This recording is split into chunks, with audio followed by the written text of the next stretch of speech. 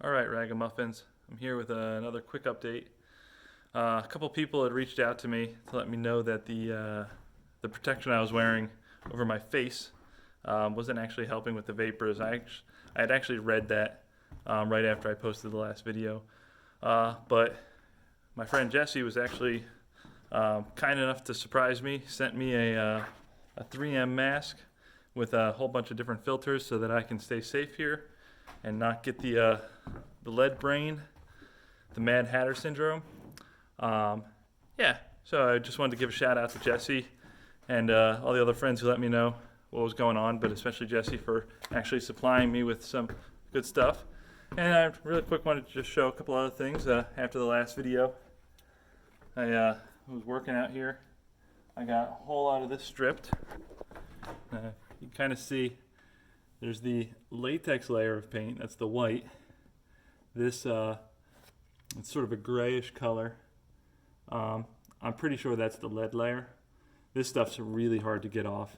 The paint stripper worked really well on latex. Doesn't work at all on this stuff. And the good stuff, the good paint stripper you can't really get anymore because, cancer. Probably a good thing. But so I've been working on that. Here's a section where all of the latex is gone. This is all the gray. Here's some white latex, but I haven't even touched with anything else. Another update though, which I thought was kind of interesting. So in this whole house, we have, the original hardwood floors, and we're going to be repairing them and, sanding them down and kind of doing a little, patchwork if we need to. In some places, we're completely replacing it with wood that we had milled to match. And then in the part of the house that's the addition, we are, it's additional new wood, but for the whole area. But in the bathrooms, rooms that were previously bedrooms, I guess, where we're carving out bathrooms. So for example, in this room, we've added a bathroom, that's that over there. They had the existing wood floors, but we're actually doing a tile floor. And if you think about just sort of the layers that you would have, you'd have your existing floor in a new house. It'd be like a plywood subfloor or something, and then you usually put down some sort of barrier, whether it's if you're doing it right, like a water barrier, or maybe just some sort of concrete board. But then your mortar and your tile on top of that. But if you think about it, in this house we'd have our wood floor, which is like an inch thick wood floor. And then you'd have whatever kind of barrier you'd be putting on that layer, and your tile on top of that. And in transitions, so I'll use this example here. This is the hallway. Right here's the hallway.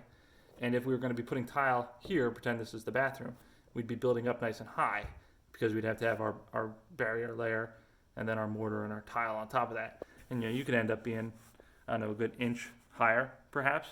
And we didn't really want that in this house.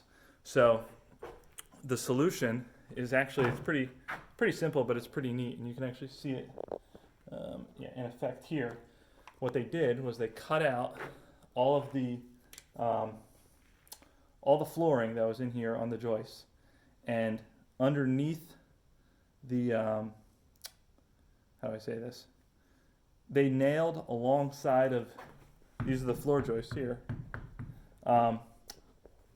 supports, like 2x4 supports along the edge. And this is, I believe this is just some sort of OSB or plywood that's nailed down then on top of those supports that are nailed along the floor joists. Sorry, I'm having brain farts. And what you end up with is this floor, which is now sort of the subfloor, is actually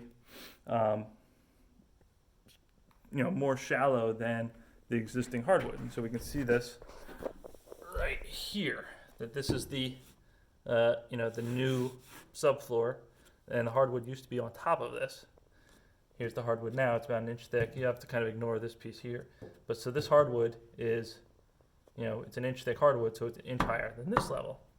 And then what we're going to do is put down a material. I think we're going to use a thing from the Schluter company called D-Tree or something like that. But it's a thin, waterproof barrier that goes down on top of this. Then you put your mortar and your tile on top of that.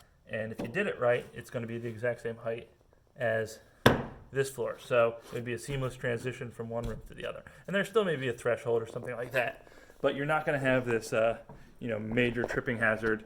That's something you got to look out for in the middle of the night. Over here in this bedroom that I was kind of looking at before, you can see some of the starting work of what they're doing. So at least I think that's what this is. They've cut out the old flooring. You can see that here.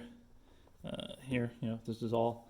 There was flooring here. They've got these 2x4s nailed in here. The only reason I say I think that's what they're doing in here is because the other thing that's going on right now, and this may be what we were just looking at. I got a quick run downstairs so you can see this from the bottom. Oops, turn my light off. Okay. If you look up at the ceiling here, you can see the dark wood. Which way do I have to move my hand? That way. These are the floor joists up there. The dark wood right there. And then we have, this light wood is those 2x4s I was just showing you. But they're running the whole length of the ceiling. And the other thing that they're doing is making the ceiling completely level so that when we put drywall up, the drywall is nice and flat. You don't have these waves. When this house was built, everything was plaster walls.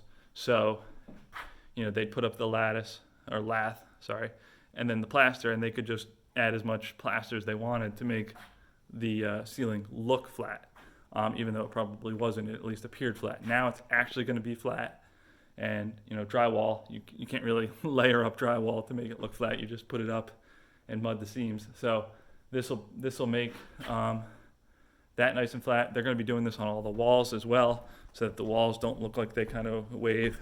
You can see in this room, they've added a whole bunch of 2x4s so that we can nail up the, you can actually see the two things combined up here. So let me see if I can get my hand in the right place. This right here is the 2x4 for leveling the ceiling, and above it is the wood that is basically the spacer block that the plywood is nailed to, so that the floor in the bathroom right above here is nice and flat with the top of the floor joist. So I hope that wasn't too complicated. There's some other stuff going on, but it's dark out and I can't show you some of that stuff. And this video is already 7.5 minutes long, so I probably rambled on too much. I'm gonna get back to stripping paint, and I won't be breathing in any dangerous fumes. Thanks to my good buddy Jesse. Thanks again. And so that's it. All right, see ya.